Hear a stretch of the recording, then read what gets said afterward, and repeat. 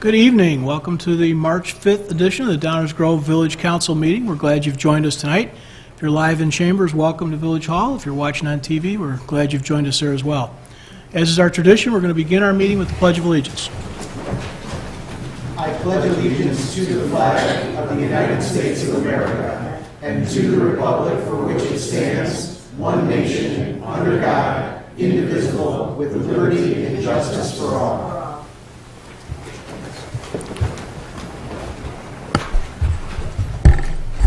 Rosa, would you please call the roll? Mayor Barnett. Here. Commissioner Jose. Here. Commissioner Sadowski-Fugit. Here. Commissioner Gilmartin. Here. Commissioner Glover. Here. Commissioner Tully. Here. Commissioner Davenport. Here. Welcome all. Good to see you all. Item 3 on our agenda tonight, we have a proclamation concerning National Social Work Month. Whereas the social work profession has, for decades, been dedicated to improving human well-being and enhancing the basic needs of all people, especially the most vulnerable among us, working against social injustice and advocating for the respect, dignity, and worth of all people. And whereas social workers enter the profession because they have a strong desire to help empower individuals, families, communities, and to help our nation overcome issues that prevent us from reaching our full potential.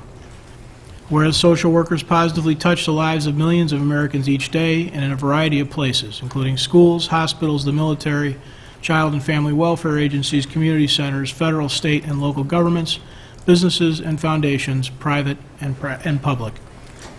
Whereas social workers are often first responders to the human condition, providing crucial support and empathy in times of crisis. Whereas social workers are the largest group of mental health care providers in the United States, working daily to help thousands of Americans overcome mental illness such as depression and anxiety. Whereas social workers are on the front lines of the nation's opioid addiction crisis, helping people get the treatment they need and prevail over substance use disorders.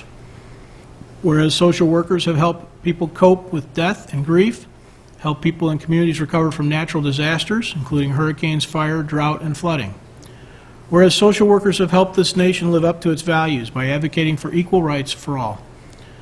Whereas the social work profession is one of the fastest growing careers in the United States, with over 700,000 social workers today and more than 80,000 social workers expected to enter the profession over the next decade. Whereas social workers have continued to push for changes that have made our society a better place to live, most notably the social safety net programs that help ameliorate poverty, hunger, and homelessness. Whereas social workers endeavor to work throughout our society to meet people where they are and help empower people in our society to reach the goals they wish to attain.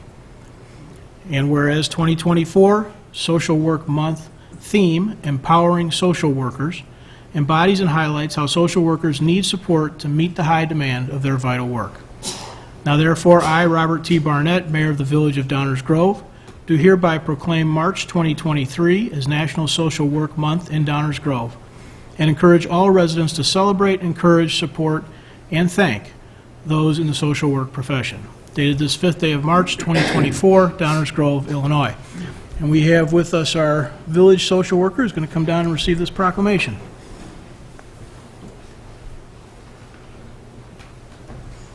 If you don't know Heather Lippy, you should. She does phenomenal work day in and day out on behalf of all of us.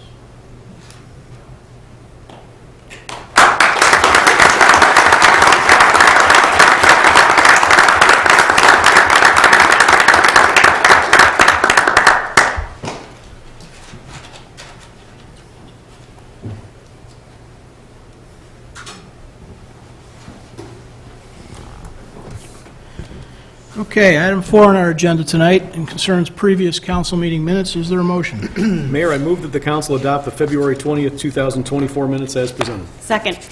Any comments from my colleagues on these minutes? All those in favor say aye. Aye. Opposed? Passes unanimously. Thank you all. Item 5, our public comments portion of our meeting. We have a big crowd, so we're going to do some reminders tonight. Some of you have heard this before. Some of you it'll be the first time. Please take a minute and listen to what we're having to say here. At several points during this meeting, there will be opportunity for public comment. Public comment portions of our meeting, our agenda, are important and valued parts of every council meeting. We have provisions for public comment at each active and each first reading agenda item. There's also an opportunity for input not specific to an active or first reading agenda topic in just a few minutes, under the public comments portion of our meeting. While council sessions are not open debates, those that follow our meetings recognize that this council allows extended commentary and input from the public and seldom, if ever, cuts anyone off. Beyond tonight's meeting, there are a variety of additional opportunities to engage council members, including our e-remarks system, the CRC system, Coffee with the Council, and direct email or by phone. Every one of your council members spends time in person off this dais making themselves available to residents and businesses across our community. And those one-on-one conversations are, frankly, usually the most valuable. Your council is listening. We are taking notes. We are considering what's said. Please know that often some time is needed to reflect on the comments presented to us. If you plan to speak tonight, please keep the following in mind when you come to the podium. State your name for the record. Address your comments to me as the chair of this meeting. Keep your comments to 5 minutes or less. Avoid repeating what others have said. Please keep your comment to one visit to the podium per subject. And remember that your comments are most effective when they focus on subjects within the scope of Downers Grove Village governance. Additionally, I've got some additional things to add. We're trying to keep a meeting that's moving. In order to do so, we have to respect each other. And one of the other things we can do is try and help each other keep moving. So whether it's the not repeating stuff I just talked about, there are other things we can each do. Applause. I know when somebody says exactly what was in your heart and on your mind, you want to give them a big rah-rah, but it just slows things down, guys. And frankly, it doesn't affect the decision-making of this body. We're taking it all in, trying to understand people's comments. Applause or boos don't do anything to help that, or hurt it, frankly. We'd also like these comments to come from the podium. These 7 people up here want to hear what you have to say. So when one person says it from one side of the room to another, or to a person at the podium, or you're at the podium and you turn around and address somebody in the audience, it doesn't have any effect, guys. This group up here is the one that's going to make decisions, so please keep your comments coming to us. Another important note, in case you're not familiar with our new business process, it is at this point only a discussion within the council as to whether we want to take up a subject as a group at a future date. So as such, there's no provision for public comment at that time in the meeting. So if you're here to comment on new business, do it in this portion that's about to come up, where it's just public comments of a general nature. I'm boring you all, but I got a few more comments because I want to have a good meeting. So before anybody starts in, I suspect most are here because you have an interest in the new business item. I recognize a lot of faces. We've gotten emails from people. I can't think I know why you're here. We've received a ton of email sent by many folks in this room, and please know we have read them. Repeating that sentiment over and over from the podium is probably not helpful. It goes back to that repeating things that are said. We're not going to stop anybody from having their say, but it's not necessary to just say the same thing over and over again. I suspect there are folks here that are angry, some that are sad, some that are disappointed, some that are frustrated, some that are bewildered, some that are scared. It's all happening up here too, guys. There's no value at all in not recognizing that piece of humanity in each other. Remember that. The person that you're here in opposition to is either just as mad or just as scared or just as upset or just as disappointed as you are, and yelling at each other or yelling at us isn't going to do anybody any good, because the 7 of us at the end of the day are still going to make a decision. One more thing here. 2 more things. Sorry, I lied. Nobody on this dais is going to think to themselves, well, now that I've heard it for the 101st time, I agree. When I was at 99, I wasn't there yet. Nobody up here is going to say, well, now that I've been shouted at or called a name, I guess I'll see it their way. Think about your own lives, your day in and day out in your world that you live in. That doesn't work. That's not helpful. I know we're all upset and we're excited and we're anxious, but let's try and remember that we're having a public meeting to do the public's business, and we'd like to have some decorum to it. Everyone up here will be happy to talk to anyone one-on-one later as well. Nobody's going to walk away and say they're refusing to engage their public. They just don't do that. So, last thing, now I mean it. If we can't interact in a way that is consistent with the rules we just laid out, we'll stop the meeting. We'll come back. If we can't interact still and respect each other and try and follow these rules are for everybody in the room, then we'll just adjourn the meeting. We're not going to spend 3 hours hearing the same thing and yelling at each other. We're just not going to do that. So I'm hopeful that we can get through a meeting tonight. I'm hopeful that everybody here will get their say. I know everybody up here will be listening. And with that, it's the public comments portion of the meeting. This is the portion of the meeting to comment on a couple things. Anything not on the agenda or on this first reading item. So if you want to come up and talk to us, come on up to the podium and let's hear what's on your mind.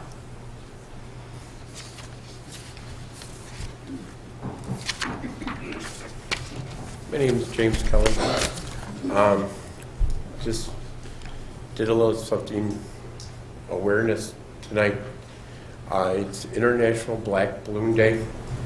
We're supposed to be hanging black balloons to honor the memorial of the awareness of people with drug overdose that we lost in the past, and hopefully prevent people from dying in the future. And city was kind enough to let me hang them on the rails outside the city hall. I want everybody to say a prayer, and if you know somebody has a drug problem, beware, reach out, help. There's help out there. God bless. Thank you. Good evening. Good evening. I'm Mark Cronin. How you guys all doing? Last Thursday there was a big thing going on at the Tivoli. It was a comedy thing. I didn't make it to that one. But about 2 months ago, you had John Williams from WGN with his Tom Jefferson character at the Tivoli. And it was well attended. I think there was over 1,000 people there. And I would just like to recommend that I think in a situation like that, I guarantee you 500 of those people don't live in Downers Grove, at least. It'd be great if we had a council member welcome the crowd at Downers Grove before the function takes place. You've got 1,000 people there, so you got voters there from Downers, and you got a lot of people from outside the area that would like to hear from you guys, and I think it'd be a great place to welcome them. And that's it. Oh, and is the Civic Center still on time for early 2024? We're going to have an update on that towards the Pardon? end. We're going to have an update towards the end of the meeting. The answer is yes. How's the 60 million budget looking? It's looking good, Bart. Okay. All right, so one more thing I should have mentioned before. I think I kind of mentioned it, but please know, too, that we just dealt with that. But this can't be a question and answer session all night, because look around the room, wait. 70 people all with their own individual questions and us trying to figure out answers that may or may not even be accurate. I do happen to know that one because there's a report coming later. Great. Thanks.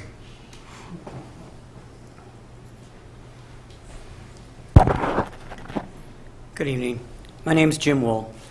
I helped organize the painting of the library windows in May of 2023 to honor Memorial Day and to honor those who, in Lincoln's words, gave the last full measure of devotion. The library director, Julie Milovic, and the assistant director, Jen Rajewski, told our group that we would have to submit an email explaining what we would paint.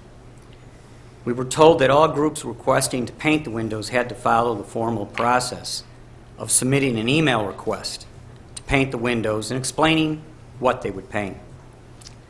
We later learned through FOIA requests that this was not true. Instead, what we did learn was that the EQDG organization, who paints the windows in June to celebrate Pride Month, never submitted emails to Julie or Jen requesting permission to paint the windows. Instead, what we did discover through the emails that Julie sent to us was that there was a well-coordinated effort by Cindy Cattry, who is the library's marketing and communications director, Janine Sorelli, who's the Downers Grove Public Relations Specialist, David Humphreys, a member of the library board, and Catherine Diaz, who is the co-chair of EQDG, as to how they would promote Pride Month. Next, I had to remind Julie that I also requested the emails for 2023 of EQDG asking permission to paint the windows.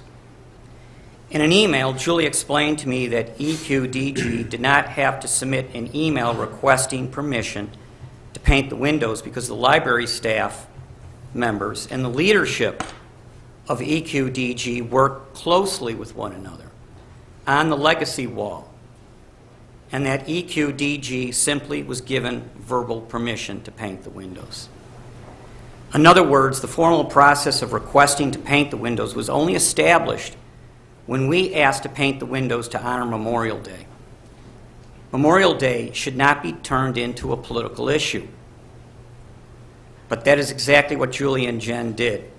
We simply wanted to honor the men and women who died defending this country. In July of 2023, I submitted a request to paint the windows for July of 2024 to celebrate July 4th. Julie and Jen, in an email, explained that there was a new policy to replace the one that never existed for painting the windows. Their email stated the following: for the foreseeable future, DGPL will only allow window painting only as part of a community-wide event organized by a community partner organization. One problem: the board never voted on this policy.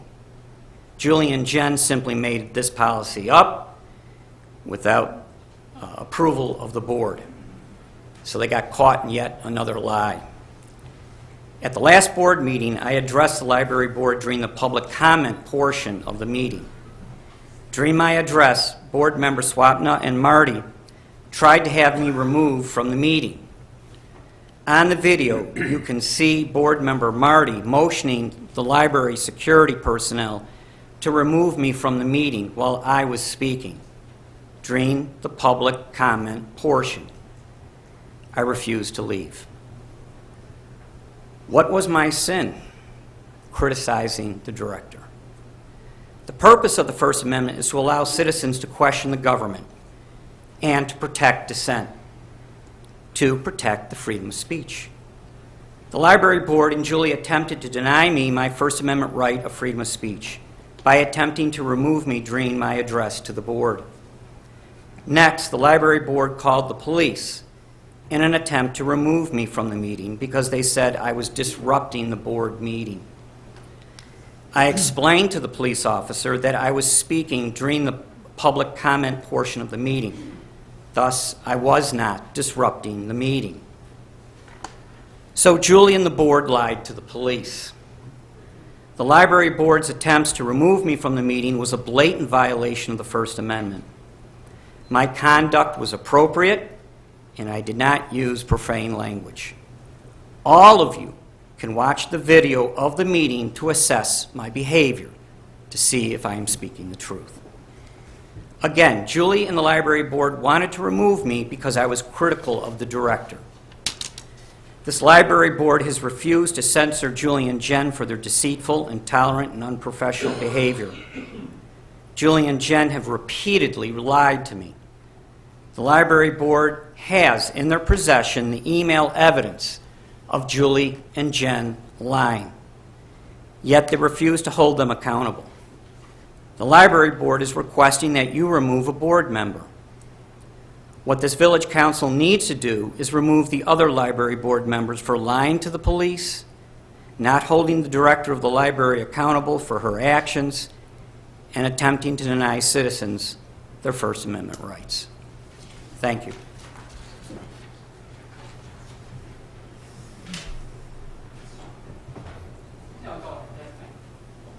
Thank you. Good evening. Eileen Briner. I'm a resident. I've attended most of the library board meetings for the past 20 months. I've witnessed the actions and lack of oversight of the director, Julie Milovic, by the board.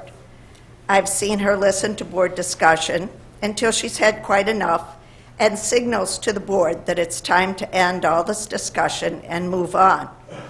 The bobblehead board dutifully assent to the dog whistle and end discussion. Other than Bill Nyberg, no one questions Julie Milovic. There's a sense of cult worship of the director and of the library, as if it's a place of worship. They love diversity, unless it's diversity of thought. That is never allowed. Bill was getting very close to the fact that the director and assistant director had created an unwritten dual policy for window painting, one for citizens and another for their friends. He's got to go.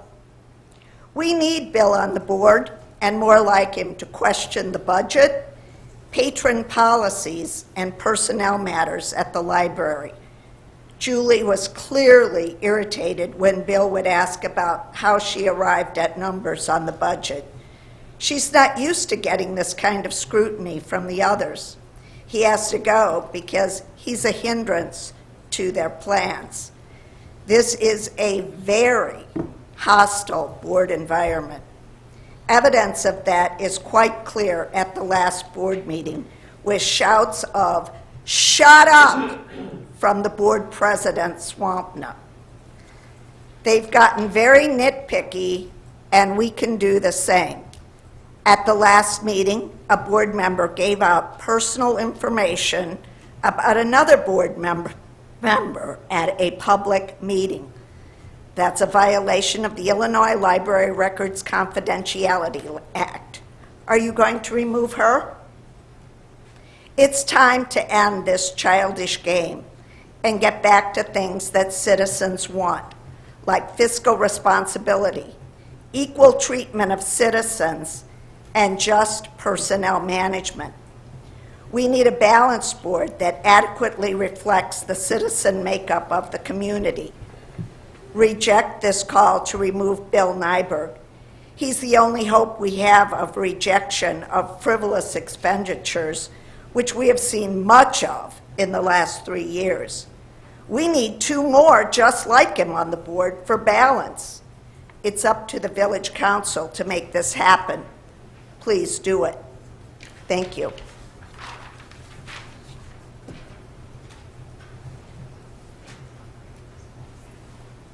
My name is Deborah Odell, and I've lived in Downers Grove since 1965.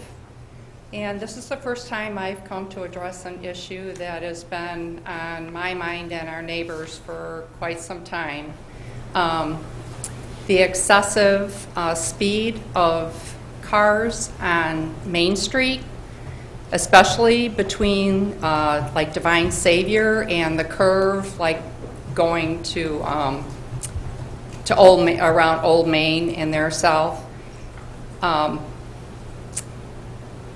know the speed limit is 35 miles an hour on Main Street north of 63rd, but it increases to 40 miles an hour south of 63rd.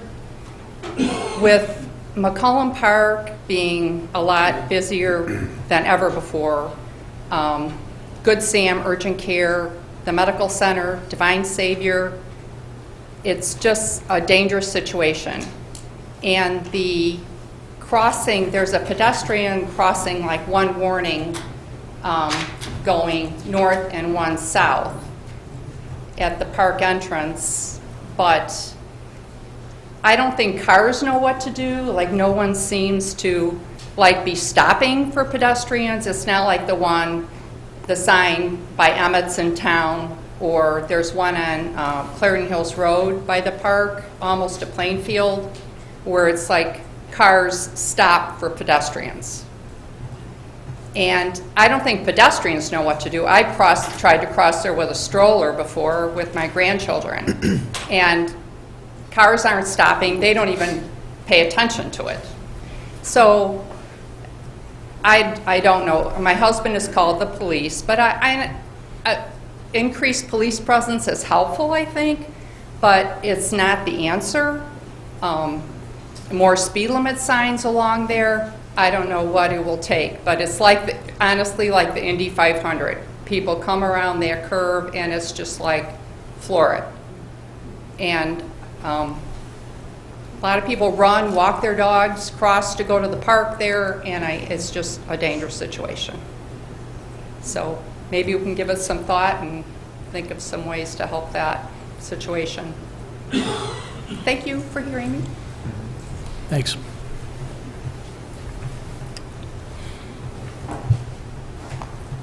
Good evening. My name is Norm Sidler. I'm a 40-year resident of Downers Grove. Before I get into a couple things, I just want to commend the council for, you put yourself out there And I think as everybody, and we all go, we could have difference of opinions, and we can go back and forth. And if I say anything that upsets anybody, I'm always up for a good fight. I'll be outside. But if you're 6'2" or bigger, you gotta catch me. I'm running after you. But all joking aside, you guys put yourself out there, and we appreciate it. And we can agree and disagree on things, but it should be respectful. And I'll leave it at that, just to say thank you for putting yourselves out there, and I'll disagree or agree with some things that some people are going to say. Again, my name's Norm Sidler. To establish a little bit of credibility, I've lived in Downers for 40 years. I'm a 20-year member of the Police Pension Board. I sit on a board for a local high school in the finance and full board. I sit on a college board where I turned out after 9 years, which I'll get back to, and I still was asked to stay on for the last 15 years on their finance committee, and an owner or one of the owners in an investment management firm, and have undergraduate and graduate degrees in finance. I only say that to give some credibility with the numbers that I'm going to share that we'll go through. So sitting on the board for the last 20 years, I understand levies. I understand what we as a community are going to have to pay in taxes. And I want to go on the record, because I'm sure it'll come out, to defend Bill Nienberg. He's my brother-in-law. I think I know him better than anybody in this room. He's a good man, and he's a great husband. He put himself through college, went to Georgia Tech, built up a very successful business where he works at Fortune 500 companies. And it hurts me to say we're here tonight for what? Did he break a law? And if the answer is no, why are we here? Like, I look at it and go, it's sort of like kids fighting and they're coming to the parents for resolution. And I just want to say, be very careful for what we're about to do to set precedents. And I think there's unintended consequences that I really would ask the board to think long and hard about. I think what Bill's responsible for, without a doubt, is asking questions. Asking questions why our library has gotten to a $6.5 million budget. Why it's gone up 15% over the last 5 years. He's absolutely guilty of that. Why we have 110 employees and maybe a librarian that makes $160,000 a year, it's a pretty good gig. I wonder what it really comes down to. And to me, it's power and control. Because understand, as a board member that sits on the Downers Police Pension Board, we, as Illinois citizens, have to pay for the pensions of those people, and we have outsiders come in and give us actuarial numbers. We are one of 2 states in our nation, 2, us and Kentucky, that have a compounding cost of living adjustment. Now, I won't get into that. It'll bore the living heck out of you. But for sake of math, someone retires and they're making $1,000. At the end of year 1, they make $1,003. At the end of year 2, you put a 3% compounding COLA on it, it's $1,060.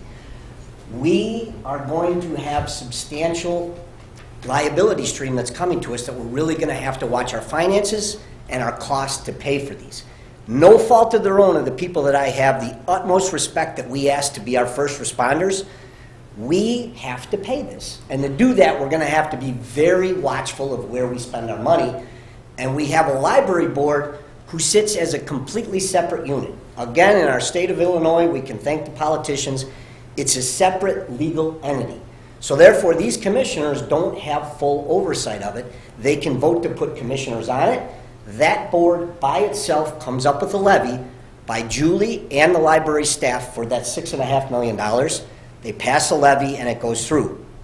We've had no dissenting votes on that. That's why the cost of this continues to rise. I think it's helpful for us to have debate of what that should get to and what that number should be and what's fair. We as the taxpayers are going to bear the burden of this. And it's going to come out of your tax dollars, which impact, the value of your home in the long term. So we're going to have to be very smart about where we can make cuts. The 2 suggestions that I'm going to get to shortly are to propose how to alleviate this problem that I see us having. Hey, Norm, I'm going to interrupt you for a minute. Yep. You're running real long, Okay. so keep moving. I got 5 minutes. Yeah. Okay. You're We'll get there. mostly through. The library board I attended to, I saw our librarian yell at all of the people about decreasing the cost of the factor. Understand, you can lower the cost of the factor and increase the amount you charge, you still increase the levy. So the point I just want to make is be very careful of what you're about to do and understand you guys are going to have to put other people in these positions. What are those people going to say when they come up to it and say, hey, if I don't agree with the people on the high board that said we have to give diversity for everything everyone says, but then with the one guy that does it, we vote him off the island. I think there's a lot of horrible things that could come about if we get there, and you guys are the one that's going to have to put that into place. The two solutions that I'll get to. One, put in term limits. I've been on a board for 20 years. There's no reason I should be on a board for 20 years. This is the final term that I'll say publicly that I'll sit on this board for 20 years. We should have term limits. The term limit should be 6 years and passed on so that nobody can stay on a board for a long period. We have a library board member that's present here tonight that's also been on 20 years. We shouldn't be around for 20 years. Bring in some new blood. It forces new issues. Second, something to think about. We as a citizen, if we want to put a vote for a referendum to spin off the library and force that to be a standalone entity where we vote in the trustees, I think accountability goes to a whole new level, and let the citizens decide where that goes. That's option number 2. Finally, my last point that I want to make, as a board member on the police pension board, I know that I can't get together with 3 people, that's a majority of a quorum, to have a discussion. It's amazing to me that within 1 week, Bill Nienberg goes to a meeting where this topic's not on an agenda, he says he's out of town, they have a meeting where he's not there to defend it, and then a week later we are here voting about it. Let me remind all of us, and the library board, if we violate that, we violate the Open Meetings Act, punishable by a $1,500 fine or 30 days in jail. So be careful. We could force an issue to ask this to be stated under perjury or under oath as to, are people having a discussion about this to get it all together, to line it up, to move this along so quickly? To me, it's amazing how quickly it's come together, and it almost is like it's been orchestrated. Thank you.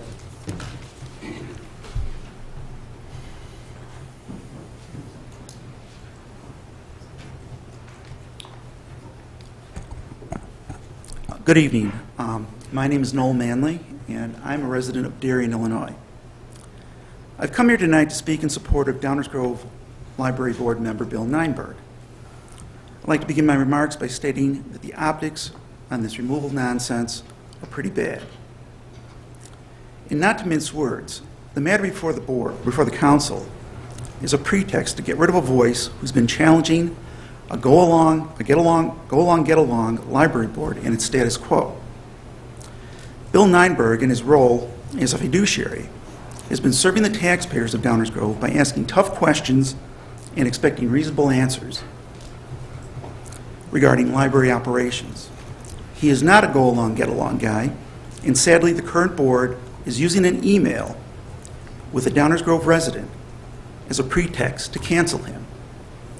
To be clear, using this email as a means to remove Bill sets an exceedingly low bar for removing a board member who exercises his fiduciary responsibilities and serves to chill open and honest First Amendment debate at the board table.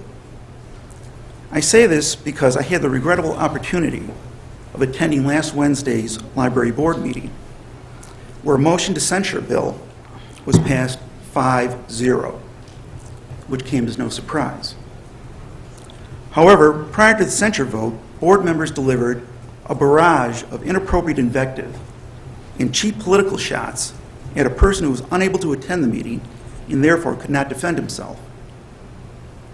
As I listened to each comment, I could not believe what I was hearing from one board member in particular. Specifically, in her remarks, board member Carissa Doherty stated openly and clearly that Bill Nienberg did not possess a library card. What? A board member disclosed personal and statutorily confidential information of another board member in a public meeting. This action raises several troubling questions. How did Ms. Doherty know this? Did someone provide her this information? Did she have special access to library systems to query? And if so, who granted her that authority? This level of personal attack and weaponization of confidential data goes beyond anything I've witnessed in a public meeting. By disclosing this information to the public, Ms. Doherty is in violation of the Illinois Records Confidentiality Act. It's 75 Illinois Compiled Statute 70/1. Note that Section 1, Subpart A of the Act specifically provides the registration and circulation records of a library are confidential information. No person shall publish or make any information contained in such records available to the public.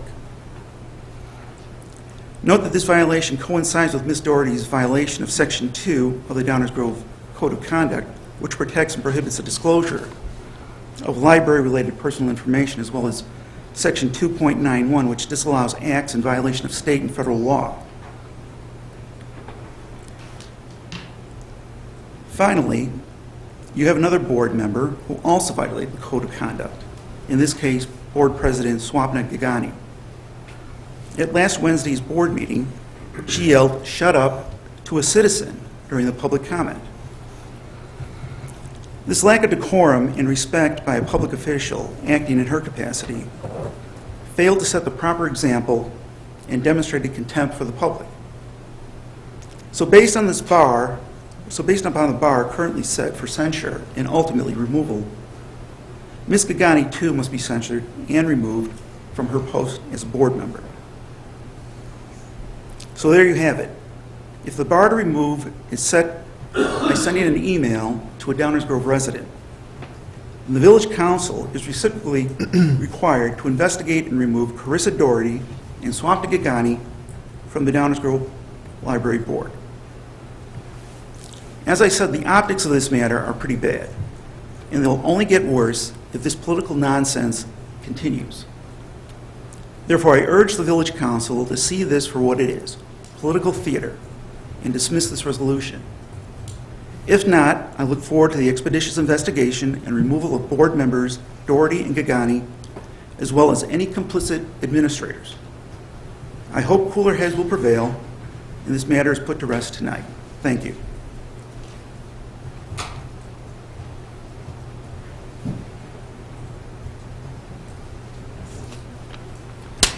Hi, I'm a Downers Grove resident, and I just want to say that I read the FOIA files.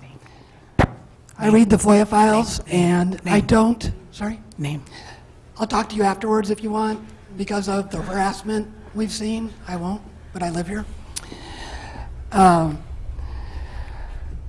don't have time to address all the falsehoods that have just been said tonight, but because I read the FOIA files, I can tell you that I knew in 2023 that Bill Nienberg did not have a library card. If you read the FOIA files, you will understand how much of what's happened tonight is not true. Thank you.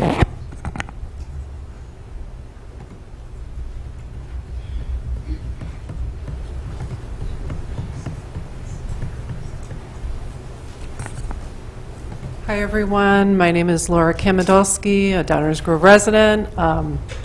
I just want to say someone said political theater and political nonsense from the supporters of Bill Nienberg.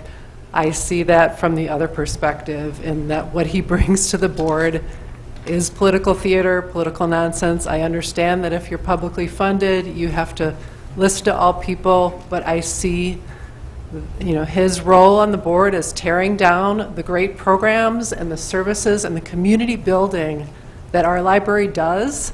And I can't imagine in my job, when I'm trying to be inclusive, build relationships with people, serve all of these wonderful people in our community, that I would have to deal with that kind of constant, not just questioning about things, but the level of, I would call it borderline harassment and just, vitriol that's directed, especially at the director and the assistant director.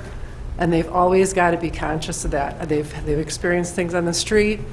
That's a lot of pressure. They're already, all the people in public service like you're taking that on yourselves. And what I feel like some people who are trying to be not inclusive, especially to certain groups, very much count on driving people out of public service. It makes me sad and angry. So I support this resolution. There's a lot of good people that work in good faith on that library board.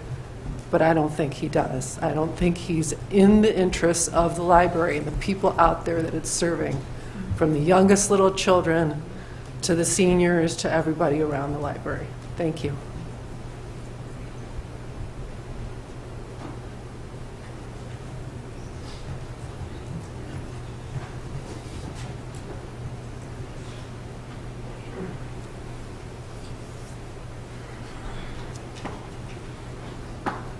Hey, John Miller. I just want to express my opinion here on what I feel is going on here is regarding removal of Bill. Tell you a little history. Many of you know me. I served in the military for 21 years. I fought in 2 wars. I spent 365 days exactly on the ground in Afghanistan. My father fought in Vietnam, the most protested war in the history of the United States. And I asked him one time, I was like, how did you deal with that? How did you deal with coming home and people literally spitting in your face? He goes, spitting in your face is never acceptable, but I'll never, ever criticize somebody for protesting or speaking what they feel they need to say. This is a free speech issue. You don't have to like what Bill says. You don't have to like what anybody in this room says. If you have a difference of opinion, accept it. Freedom isn't free, and free speech, if done right, is actually messy. If you support free speech, you will get pissed off. But that happens. Both sides are irritated. And unfortunately, it's a product of this country. Those of you that also know me know that I don't have a party affiliation. I hate both sides. I think one guy's gone too far to the right, the other side's gone too far to the left, and most of us are kind of in the middle. And we need to figure out how to get back to the middle and have a rational conversation about disagreements. This is a dangerous precedent, and I ask you to really think about it. What happens the next time somebody disagrees in the other direction? Are you going to remove them? I've seen some social media posts by some of you sitting up there that would violate protocol. I've seen you guys say some things that I wasn't sure, are you representing the village or are you representing your personal opinion at events around the village? I'm fine with that. I know he's good intent. This is a freedom of speech issue. And all those people constantly going that we want to be inclusive and we want to include everybody, well, then by God, include everybody even if you don't like what they have to say. Okay? That's what this is. Think long and hard. When government bodies start removing people for what they don't like, it is the beginning and the end of democracy. I'm not hyperbole here. We all know what's going on in the world in this country, but to see it come down to the level of my own village that I've been proud of, it breaks my heart. Agree to disagree, move on, counsel, censure, whatever.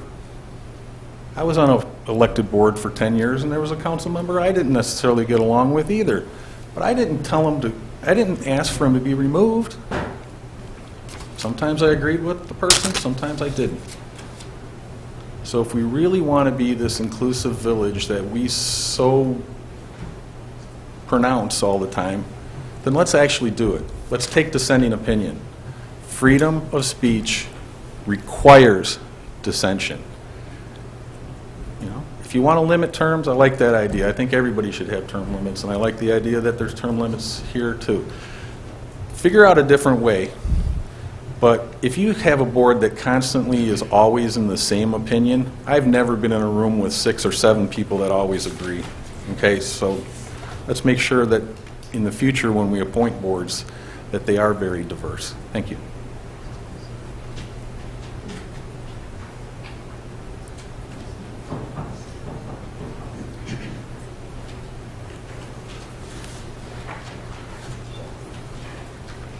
Hi, I'm Christine Martin. I've been in Downers Grove since 2005.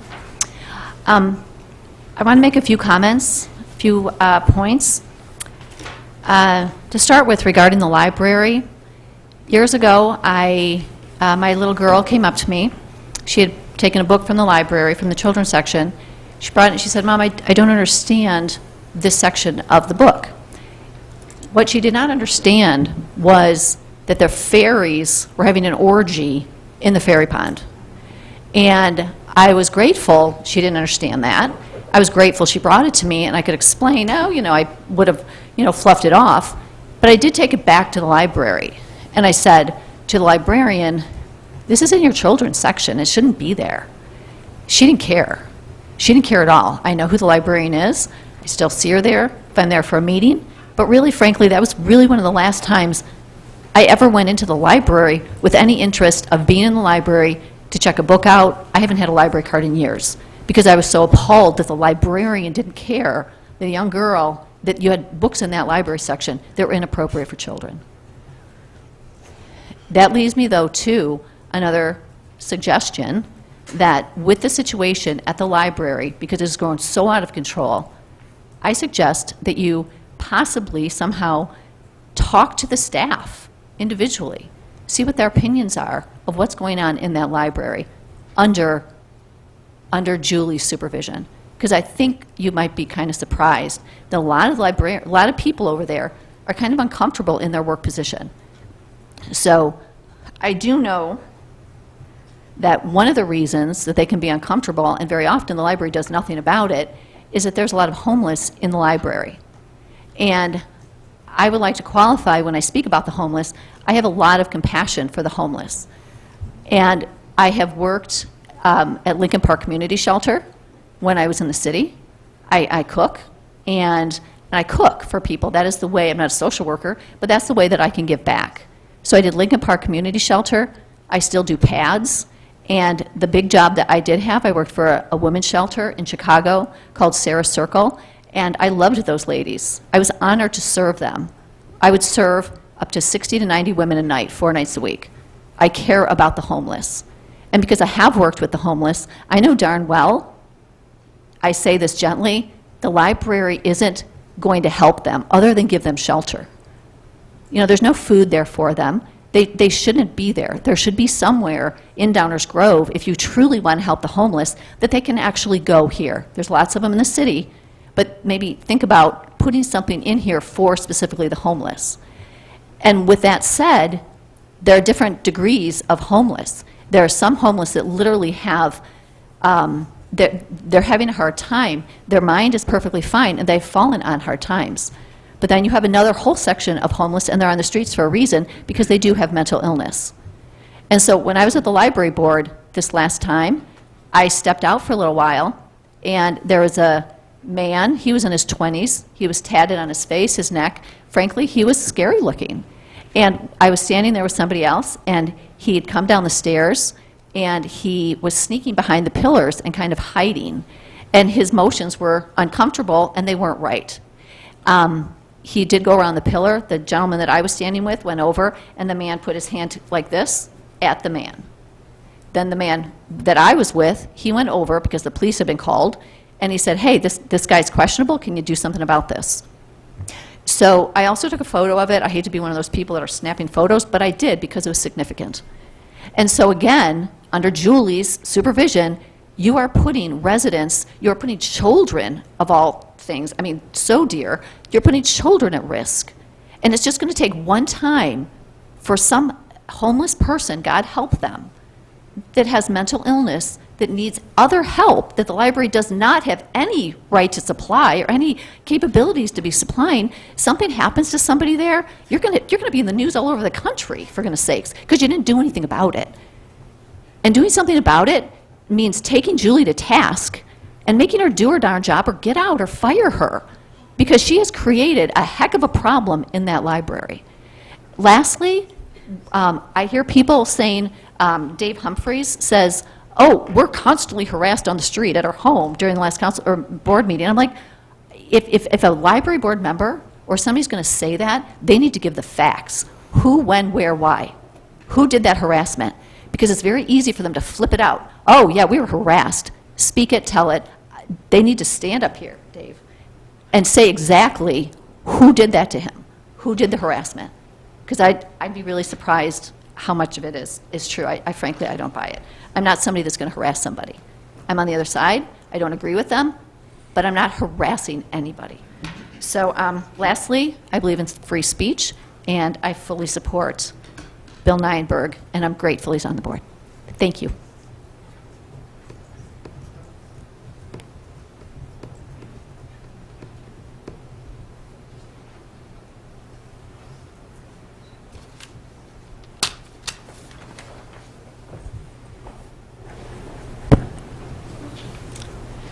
My name is Robin Tryloff.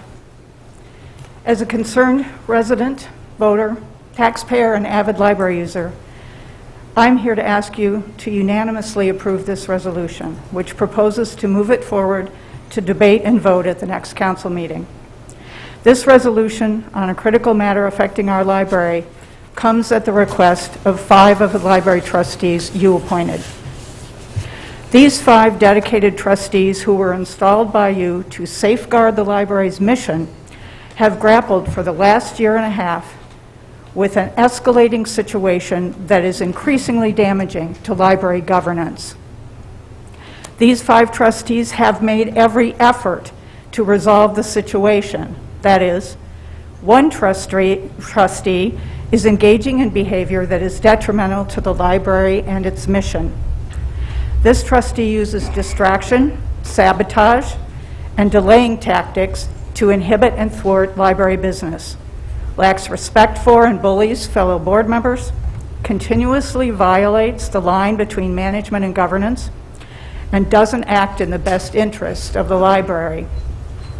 This trustee doesn't distinguish between personal opinions and statements made on behalf of the board and library, and colludes with people who bring vitriol, hatred, and outright lies to public meetings, and make personal attacks on library staff and trustees on the streets, at their homes, and at every public meeting.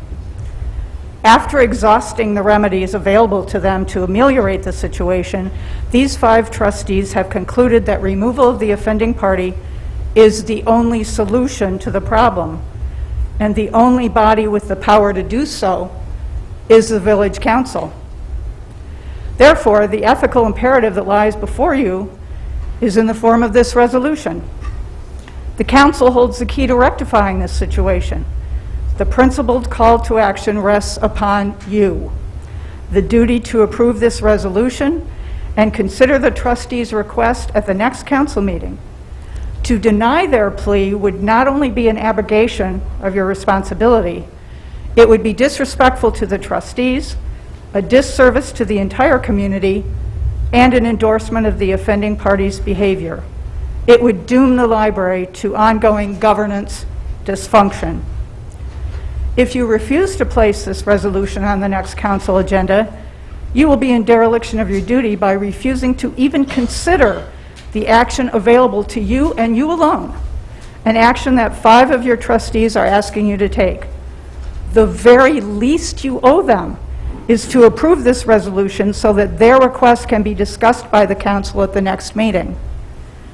In fact, I recommend that you vote unanimously in favor of this resolution, as you did when appointing these trustees. As Downers Grove's highest-ranking elected officials, the community looks to you, its custodians, for the critical leadership required to ensure the library's continued success and effective governance. As the village's governing body, you bear responsibility for safeguarding our community's resources, and this resource is in crisis. Will you step up, or will you dodge your responsibility in this matter by claiming a hands-off approach to public board concerns? If that is the case, then why do you retain the power to remove trustees? The urgency of this situation cannot be overstated. It demands your attention. The stakes for Downers Grove and its public library are immense, and the moment for action is now. The trustees, the dedicated library staff, and the entire community are watching.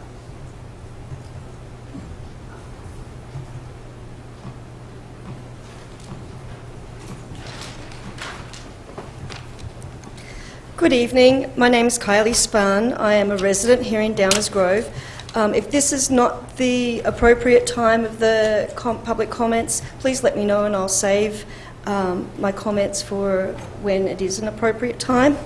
The Downers Grove Public Library trustee, Mr. Bill Nienberg, has been censured by the Library Board of Trustees for violating the bylaws of Library Trustee of the Village of Downers Grove. The trustees have unanimously asked the council to vote to remove Mr. Nienberg as trustee as soon as possible. The transparency section of the library website has a FOIA tracker that lists every FOIA submitted since 2021. I keep an eye on it as well as watch the board meetings.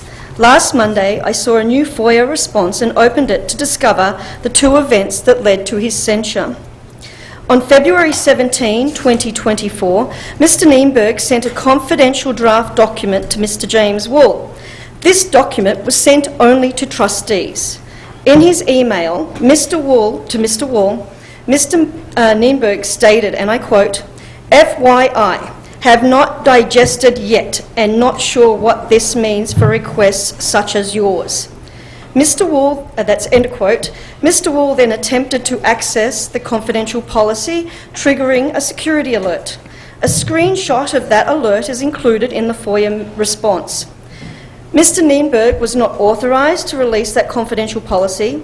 It is a major confidentiality breach and a violation of the Code of Conduct and the bylaws. On January 25th, 2024, Mr. Nienberg commented on an X post by Illinois Secretary of State Alexei Genoulias. I'm sorry, I We can't do it apologize either, don't worry. I'm sorry for butchering that. It's very hard.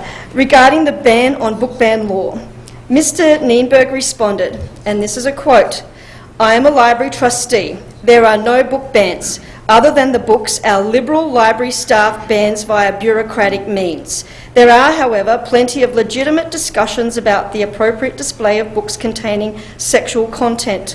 Congrats on solving a manufactured crisis. I'll keep working on resolving the real ones." This, end of quote, this social media post is in violation of Section 2C of the bylaws. He did not clearly distinguish his personal beliefs and implied by stating his position as a library trustee that he represented the library. The only library official authorised to represent the library is the director. He did not refrain from commenting on matters of policy, controversy and dispute as required in the bylaws.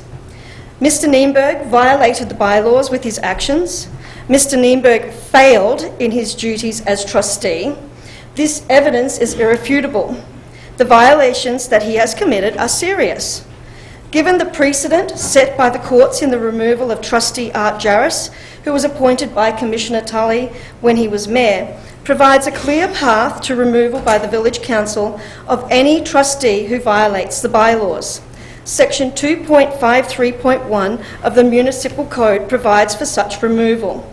As Commissioners, you are the only ones with the authority to enforce the bylaws and to vote to remove Mr. Nienberg as trustee.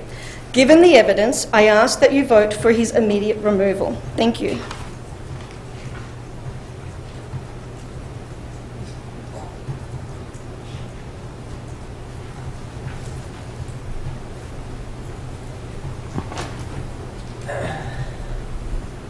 Good evening. I'm Hillary Dank. I'm a resident here. I'm going to try not to repeat anything. I'm a strong supporter of our library director, our trustees that voted unanimously on this resolution and bringing this issue to your attention for the removal of a trustee. It is a serious issue. It is a serious matter. It's not just happened recently. This has been going on for ever since essentially it's been appointed. It's painful to go to these meetings. Questions that are asked that are irrelevant, make no sense. They're meant to frustrate. They're meant to create chaos. They're not meant to get to issues that are related to a budget or a plan for the future of the library. They're meant to frustrate. They're meant to upset. They're meant to harass. And I hear the the harassers becoming the victims. This is straight up abuse type of behavior that we see. It's very typical behavior when you are the abuser to take on, I'm the victim. That is not the case here. This gentleman is not a victim. This gentleman comes to these meetings. He's not prepared when he does come to the meetings, and he asks questions that are not relevant or helpful to the operation of the library. I would challenge all of you to look at the qualifications of the other trustees. They are not yes men and yes women. These are people who take their job very seriously, and they do it very well. They are professionals, and they do not take this vote lightly.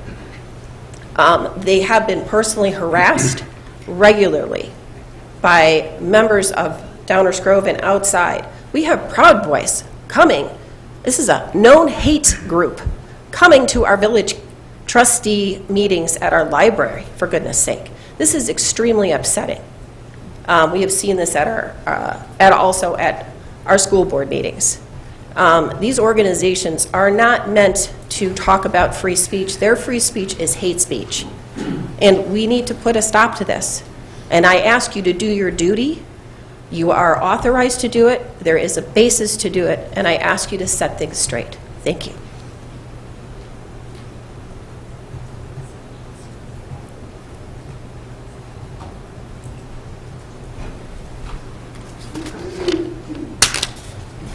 Ed Briner, Downers Grove resident.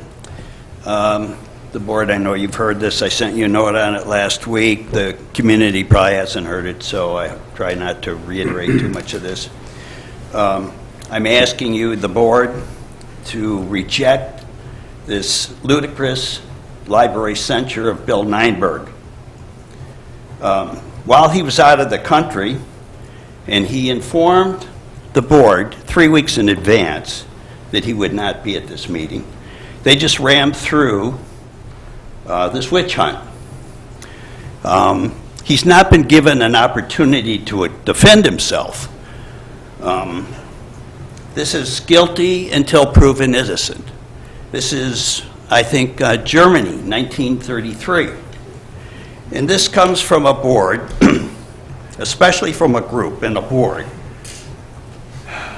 who tried to expose our children to a drag queen event recently. And then they lied about why it was canceled. Many in this room were responsible for why it was canceled, but they said it was threats, that we've threatened them. And we hear that over and over here again tonight, with no substantiation. We're threatened. I'd like to know who's threatened who around here. There were no credible threats to that drag queen event and why the library canceled it. And that was proven by the DuPage Sheriff's Department. No credible threats. It was all BS. So, what else has this board and library director lied to us about? What have they lied to us about? It was proven by another gentleman this evening that they've been lied to about the painting of windows. Constantly we hear this lying from the board and from the library director, Julie Milovic. Again, I asked the Village Council to support Bill Nienberg, the only voice we have in the community and on this library board.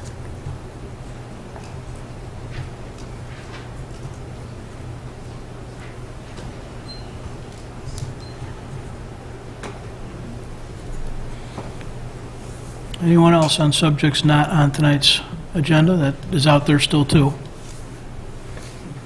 Anyone else on the new business item?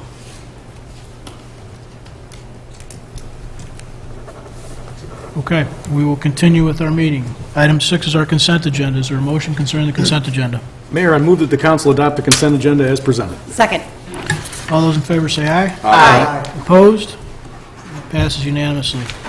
Brings us to item 7, our first reading. This is the portion of the meeting where we take up subjects on which we do not plan to take formal action tonight. It's called first reading. It may be second, third, or fourth reading, but these are items on which we do not plan to take formal action this evening.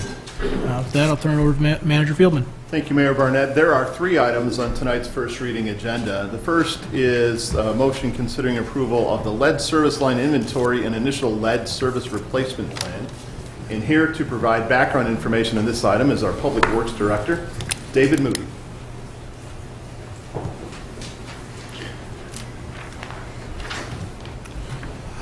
Good evening, Mayor and Council. Excuse me. I'm here to present an update on the village's lead service line inventory and replacement plan. These are requirements of the State of Illinois Lead Service Replacement and Notification Act.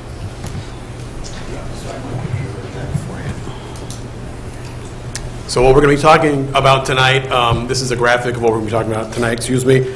So you've got the water main that you can see in the front there, which is typically out near the street. It's owned and maintained by the village. These are not made out of lead, but are typically made out of iron pipe. The service line, you can see it is red and green there, runs from the water main to each individual home. That's what this act applies to. The public portion is shown in red right there. It runs between the water main and the shutoff valve. Those are typically, the shutoff valve is typically in the parkway behind the curb or sidewalk. And then the private portion of the service is shown in green, which runs between the shutoff valve and the home. This act pertains to the entire service from the water main to all the way into the home. So, given some background here, the Lead Service Replacement Notification Act was enacted by the State of Illinois and became effective January 1st, 2022. The law requires the village to develop and maintain a complete inventory of lead service lines and develop a replacement plan for those lead service lines. Both the inventory and the initial plan are required to be submitted to Illinois EPA by April 15, 2024. And then starting in 2027, the village will be required to start replacing all lead service lines. As we begin to replace lead service lines, we will use good faith efforts to contract with vendors owned by minority persons, women and persons with a disability. So this next slide is the requirements of the material inventory. So we will be reporting the total number of service lines connected to the community water supplies distribution system, the material of each service line, the number of suspected lead service lines that were newly identified, and then the number of lead service lines that have been recently replaced. So we've been working hard on developing material inventory. Here is a summary of that water service line material inventory. We've identified 730 known lead service lines. We've got 153 galvanized service lines requiring replacement. We have 1,842 that are still in unknown material. That gives a total of 2,725 water service lines requiring replacement. To clarify that the unknown material, according to the EPA, if it's an unknown material, you have to consider that as lead. So the main takeaway here is that total number, the 2,725. That number is worst case scenario, and it's unlikely that all those unknown service lines are going to end up being lead. This number is a key component of the lead service line replacement plan, which is I'll be going over next. So the next requirement is, in addition to that material inventory, is the Act also requires the village to prepare an initial replacement plan for those 2,725 suspected lead service lines by April 15, 2024. The village also then will need to submit updated plans in 2025, 2026, and submit a final replacement plan on April 15, 2027. Once we submit that initial plan to EPA, we'll also be posting that plan on the village's website. So, additional requirements. Based on that estimate of 2,725 water service lines, the village will be placed on a 17-year timeline to replace all lead service lines and must replace at least 6% of lead service lines, which comes to about 159 services per year, again, starting in 2027. And that number, a accounts for a certain number of lead service lines being replaced from now, where we are now, up to 2027, when that final plan will be submitted. So, sort of to summarize everything here, here's a timeline with some key milestones of the Lead Service Replacement Notification Act and some key steps that have been taken by the village for compliance to the act. So again, the effective date for the act was January 1st, 2022. In June of 23, we hired a consultant to help us begin the lead service line inventory. In October, they had enough information, they started working on the lead service line replacement plan. In February of 2024, we hired a consultant to begin a water rate study. This water rate study, that consultant's going to be providing funding recommendations, and we'll look at different scenarios for lead service line replacement. And then again, in April 15th of this year, we'll be submitting that inventory and the initial plan. In spring, summer of 2024, we'll have a long-range planning discussion. So during that long-range planning, we're going to have that information from the water rate study and the financial implications of lead service line replacements, so we can discuss that during that process. Again, in April 15, 2025, we've got to submit an updated plan to the EPA. Do that again in 2026. A final plan due to the EPA, April 15, 2027, with estimated completion date of the lead service lines in 2044. Next steps for us. We will be submitting the material inventory and initial replacement plan before April 15, 2024. We're going to continue to identify lead service lines. We'll be updating the replacement plan at 25 and 26. The water rate study is ongoing right now, and we'll be waiting on those that information from that study, and then we'll have further discussion during long-range planning. So, with that concludes my presentation. I'll open up to any questions. Thanks, Dave. Any questions from the audience on this item? Future discussions will be plenty. Any council questions or comments? Mike? Yeah, do you anticipate that the initial replacement plan would prioritize the known lead service lines? It's still in process, so that's to be determined. We'll be doing things like bundling with other projects, capital improvement projects. There's going to be a number of factors that all factor into all that. Leslie? Yeah, and on that note, I know that we've had the request for folks to get the information back to us if they know. Do you know kind of where we are on that response rate? And yeah, we were for response rate, we were around 40. I haven't checked recently. We were around 40%, which our consultant thought was a very high response rate for us. Chris? Yeah, you mentioned that the unknowns are counted towards the lead pipes count, but won't necessarily be in the final count because we're going to be identifying those that will be replaced as having lead. So we're not just automatically replacing them. We will determine through the consultants. Okay. I didn't mean to cut you off, yes, but absolutely. Okay. And then the testing for the lead source, is that, how involved is that at a resident level? Is that something where they're putting something in the ground? Are they digging? No. So for the survey, we asked residents to find their water meter, which is usually where your incoming water service line is. Take a photo. There's some steps to sort of identify it. It's usually a quick inspection you can determine. And that's the way we know based on what comes to the meter. Yep. That's the determination. Okay. What about residents who might be interested in replacing their lines sooner than this is all going to be calculated? I know there was a map that showed about 900 identified as definitely lead. If someone was interested, what might be the process They should there? give us a call at Public Works, and we can definitely talk through their situation and options. Okay. Yep. Okay, thanks a lot. Thank you, Mayor. Thank you. Others? Martin? Appreciate the presentation. Just to summarize, we're getting a head start to get ahead of the deadlines that we're obligated to comply with, but we need more information. We're going to get that information. We're going to talk later this summer and figure out what the plan is in a more refined way based on that information. And then just to pick up on Commissioner Gilmartin's point, not only will we have more information about details then and the plans that get submitted to the regulatory agencies at the end of the year, but once we get out in the field, then we'll find out even more information, which is always the case, and that'll compel further adjustments. All that semi-accurate? Yes. Thank you. Appreciate you keeping us ahead of schedule. Thanks, Mayor. Anyone else? I'll just add, first of all, thanks, Dave, for the presentation. For residents either here tonight or watching at home, a couple of spots you can continue to read. First of all, tonight's agenda is online. This information is there.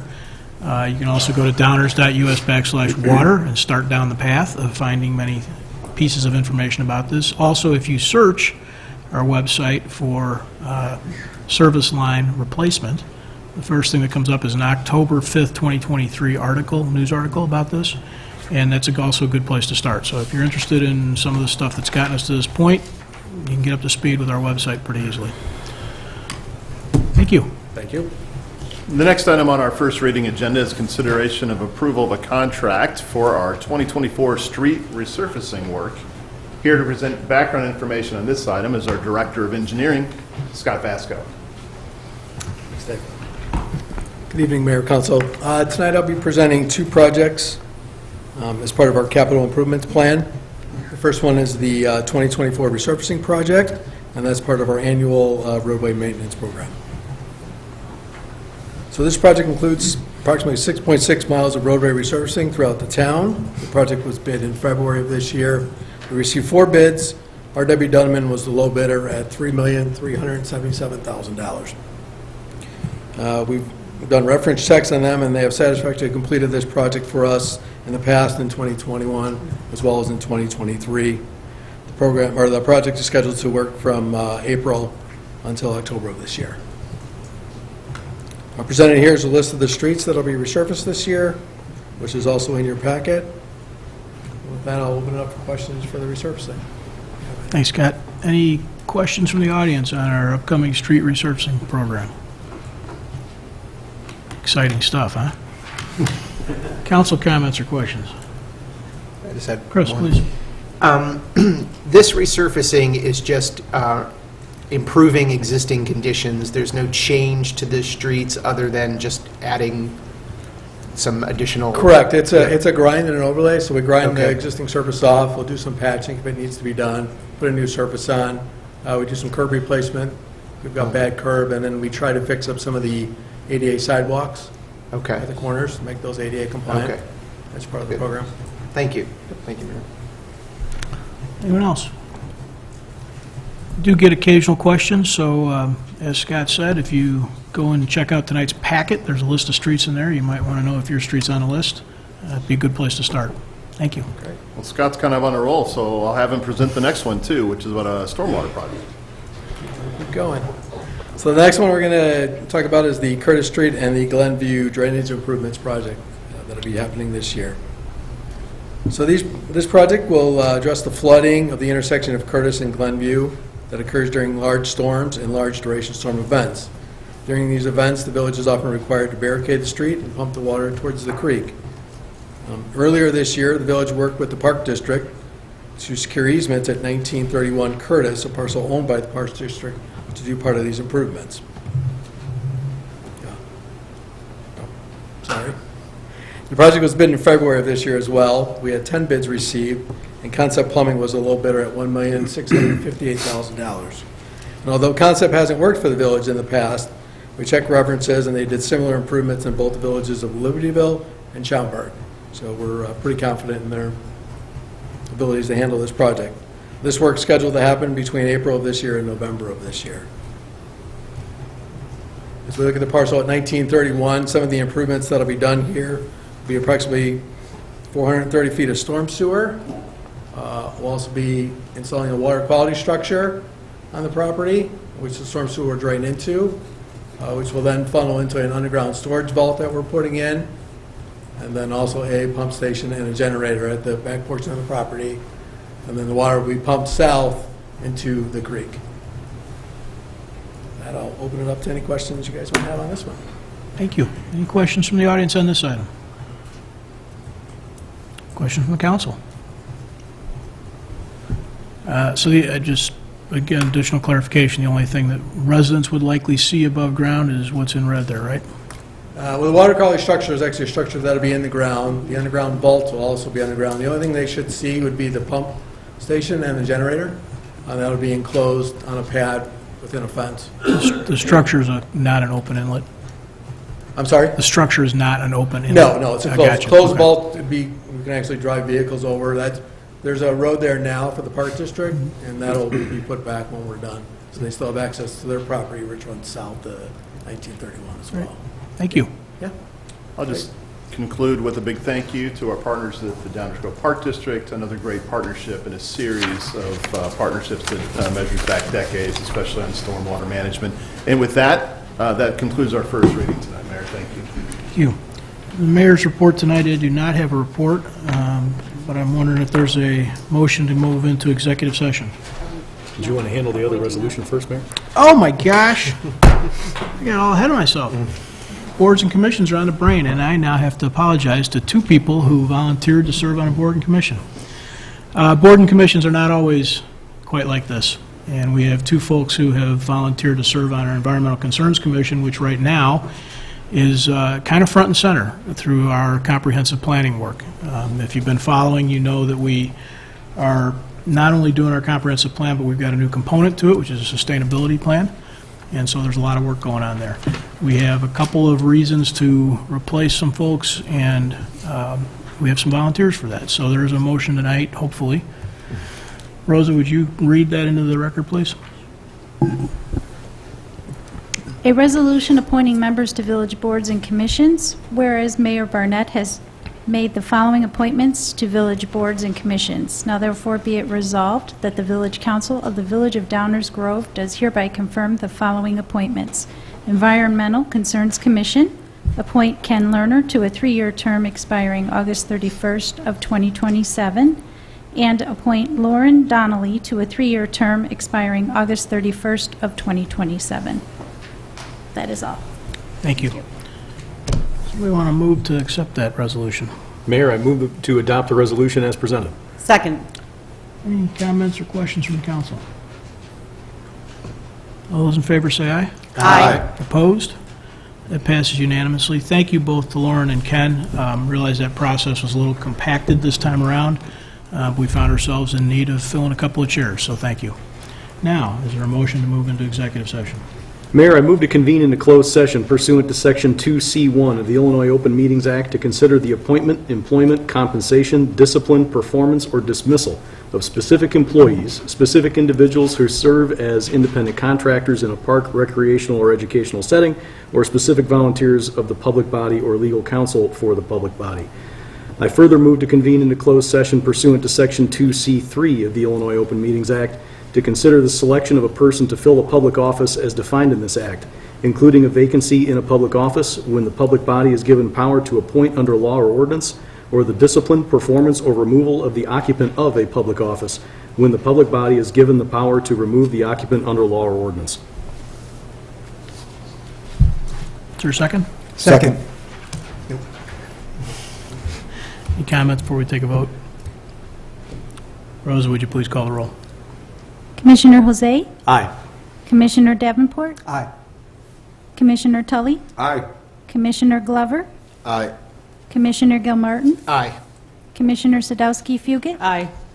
Mayor Barnett? Aye. That passes. We are going to move to closed session. As you can see from our agenda, we have some other items still before us tonight, so as is not often the case, but is tonight, we will be convening back in this room to continue the agenda sometime a little bit later. Thank you all for your patience.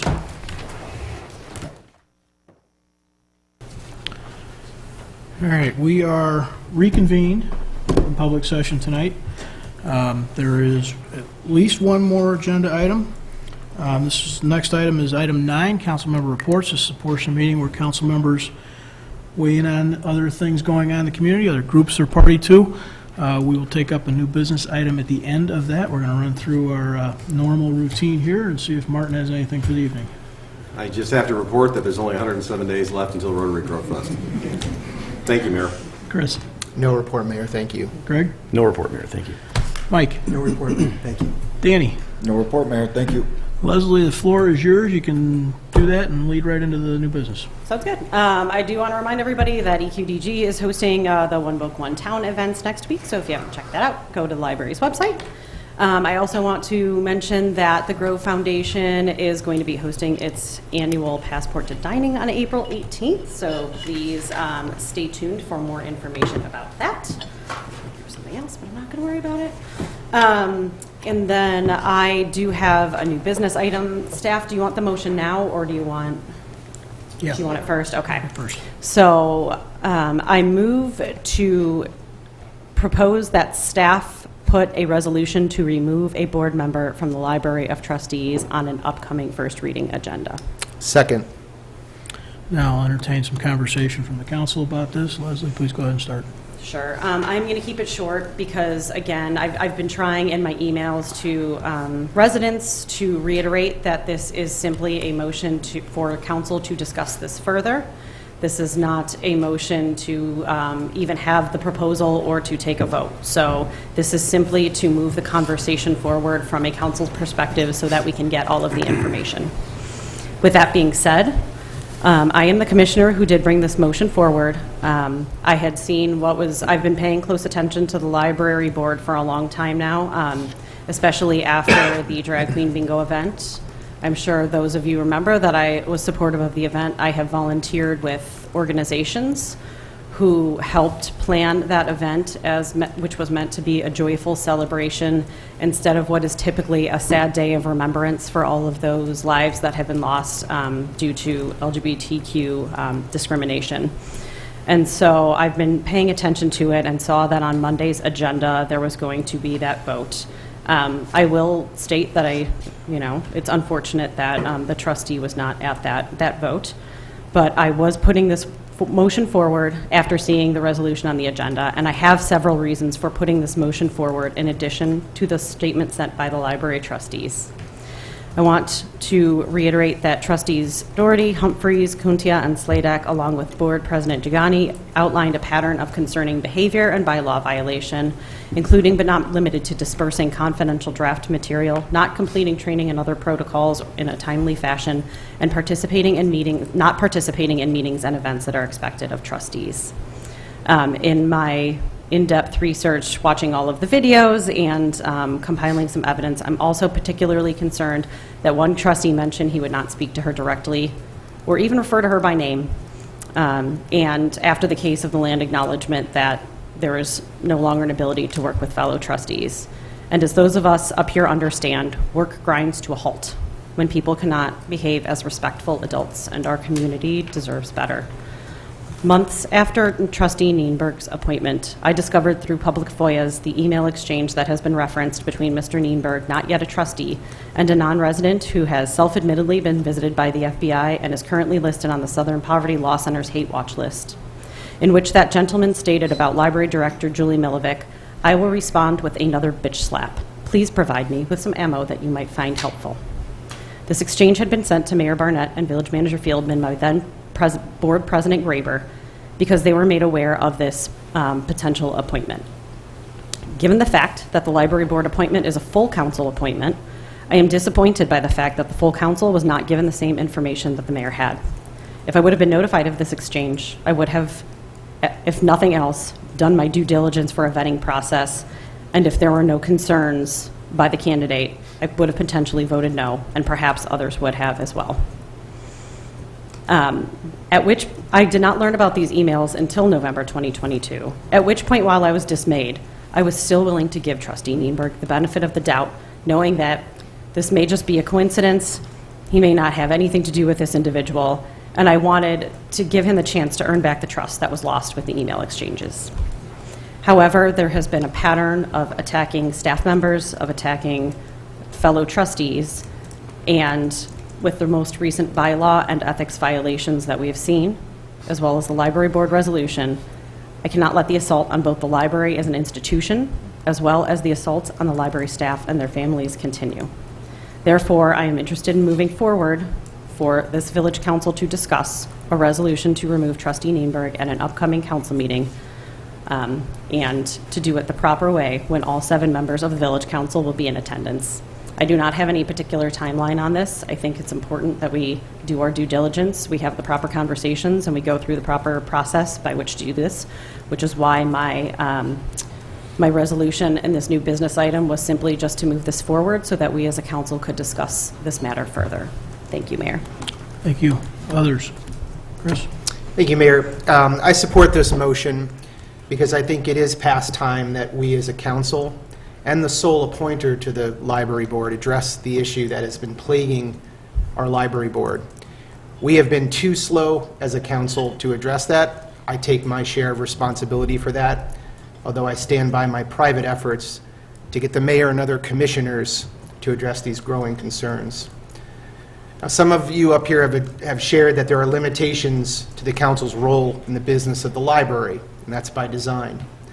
But we now have a unanimous formal request from the library board to take action, and I believe it is our responsibility to heed that request in order to demonstrate to our village whether we are a do something or a do nothing council. I think we owe it to the library board and all of our residents to consider this request in a meaningful way with respectful discourse and candor. And I will support this item. Thank you, Mayor. Thank you. Anyone else want to weigh in? Martin? Thank you, Mayor. This is very serious stuff. It's very serious stuff, and it deserves serious attention. There have been some serious accusations made, and one thing I do want to point out is I was really, really happy where we started out tonight's meeting where everybody in this room stood together and did one thing together, which was to say the Pledge of Allegiance. And so it's very disappointing, a number of things that I've heard and been told and still hearing with respect to a variety of allegations. It would perhaps my naive hope that we could stand together more often as a village, either our village councils and our boards and commissions and so on and so forth. But this is very serious, and process is superbly important to me. Not that I'm unique in that respect. I'm not suggesting I am, but process is extremely important, and this council's process is very important to me. With all due respect to the library is not a recommending board to this village council. And in fact, oftentimes we make recommendations to the library that they are perfectly capable and have decided to go another direction themselves because they are self-governing. So we don't make recommendations. They can decide what they want to do. The library can ask us to do things. They are not a recommending board. It is this council's process that is superbly important to me because it is this council that is held accountable to the community. These are very serious allegations, and there's more process that I think is required here than I'm prepared to support at this point in time. I think more investigation, conversations, and exploration of options would be appropriate. So I am not ready to support putting this on an agenda for action at this time. I appreciate that there's no timetable on it, but again, with all due respect to the library, you have your own processes, you follow those. We have our own processes we have to follow, and I hope you respect that equally. And that's what I am very intent on doing, and know this council will. But I'm just not prepared to support putting this on for further action at this time. Greg? Thank you, Mayor. This is the council's process. It's the very beginning of it, but this is the council's process. If we're going to have a larger conversation about expectations of whether it's the library board and its members or anyone else that's appointed by this council, this is the way it is brought forward. Perhaps there's more investigation that needs to be done. Perhaps we need more input from the community. All of that is fine, but it takes place by starting with exactly what we're doing here. This isn't part of our long-range plan. It's not something that would ordinarily just appear on a first reading agenda. It comes up because a council member brings it up on new business. The only way to have additional conversations about all those expectations is to take action tonight, or at some future point that would be yet undetermined. I don't know why we would not continue the conversation when we have the impetus we have before us. I could say a lot more about where exactly this ought to go, but I think that's probably best saved for another time. Suffice it to say, I think we should move forward, and I'll be voting for it. Thank you, Mayor. Thank you. Anyone else? Mike? I'll just say that I agree with everything that Commissioner Jose has just said, and leave it at that in the interest of time. Danny, anything? Yeah, I think that this council does a very good job of viewing each other's viewpoints and principles and works together collaboratively to come up with a solution. And I think that the library should also act in that manner and be able to have folks on it that have different viewpoints, which is why I don't support pursuing this removal at this time. Thank you. Just weigh in, because I'm sure people are interested in what everybody's opinion up here is. Do nothing, do something. My focus is due diligence and due process. I'm not ready to support this because while the library's process, as Martin said, is theirs, not ours, I think it's lacking. That's my opinion. We've all heard, I suspect probably everybody in this room has heard the various complaints about behavior, about processes, about meeting structures, about how things have gone at the library. I'm not sure there's anybody up here that's real satisfied with that overall. But it is, as Greg said, it is our process that we're engaged in now. And it's certainly Leslie's right to bring that forward. And it's this body's duty then to consider that. And so that's what we're starting tonight. It would not be my choice. I think it's an error. I think we deserve more out of the library, but here we are. For this, we're going to have a roll call vote tonight. Rosa, would you please call the roll? Commissioner Sadowski-Fugit? Aye. Commissioner Gilmartin? Aye. Commissioner Davenport? Aye. Commissioner Tully? Nay. Commissioner Glover? Nay. Commissioner Jose? Aye. Mayor Barnett? Nay. It passes 4-3. For those that stayed tonight, first of all, thank you for staying and thank you for participating. I'll just reiterate for everyone so that there's no uncertainty. What this begins is a process. There will be, like any other business item, there will be at least 1 or 2 additional conversations held on this dais about the subject at hand. We don't know, as Leslie said, exactly when that will be, and I think you've heard from all of us that we feel like we need more information. So we'll stay tuned.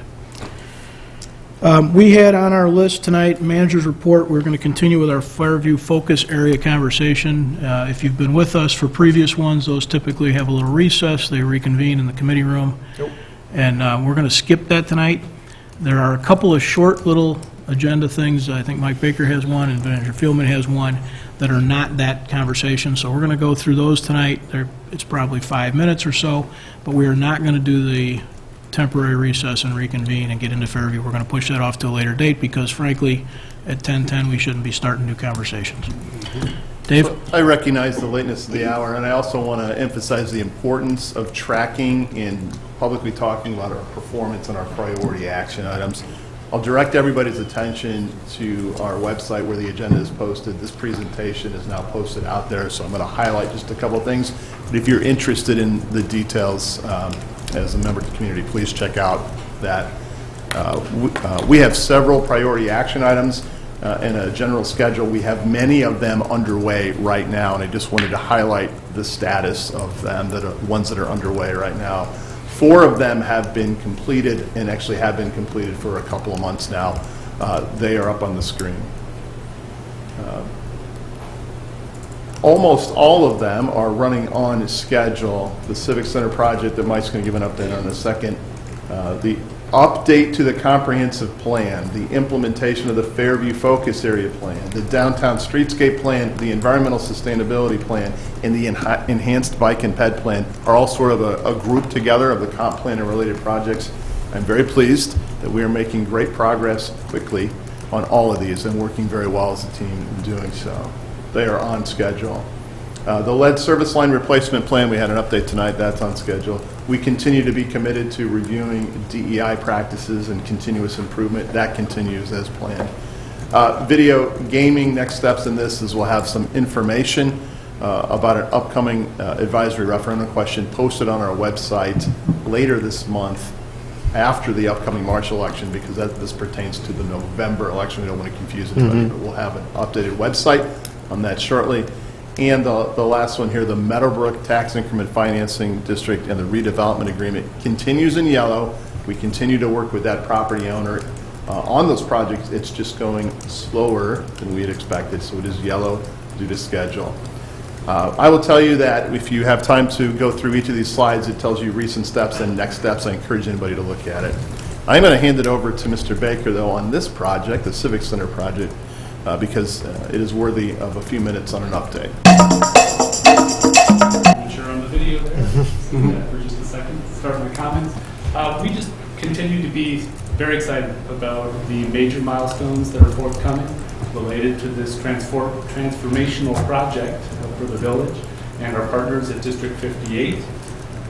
We are actively coordinating with Leopardo Construction regarding building completion, relocation plans, and all of the public information that will be provided online and around the site to help people to get where they need to go for services as we transition into the new building.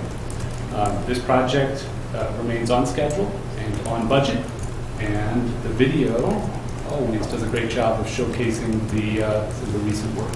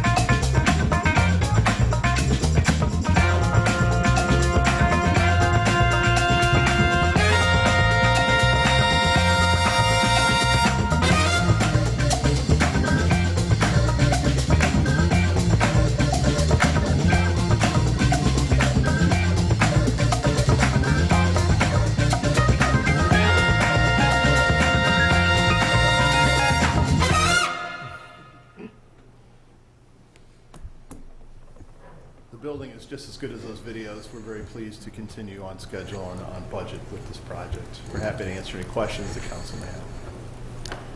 Anybody got any questions? It's our manager's report tonight, Mayor. Thank you. Thanks, Dave. Just one more thing about the facility. You know, it's just videos over and over again, right, that we keep seeing every month. Just as a reminder to everyone, that's a pretty awesome thing that's going on there. I can't probably overstate that in my understated way, but 60 years, that's 2 or 3 generations of village operations are cleaning house and moving out to something that'll hopefully serve another 4, 6+ generations. And a 2-year project with all the pieces and moving parts of that, and here we are nearing the end. We're not there yet, but we're close. And the team over there, which is really led by Mike Baker and Enza Petrarca, has kept us on track and on budget. And that's a big thing. It's every municipal government out there struggles with major projects and investments, and to stay on track and on budget is huge. So I hope everybody, I know we're all going to enjoy it, and I hope everybody appreciates some of the work behind it and how frankly unique it is to stay in that kind of a track. So thank you, guys. We will get into Fairview, as I said, at probably our next meeting. We'll manage that agenda as best we can. So is there a motion to adjourn for tonight? Move to adjourn. Second. All those in favor say aye. Aye. Opposed? We are adjourned. Thank you all and good night.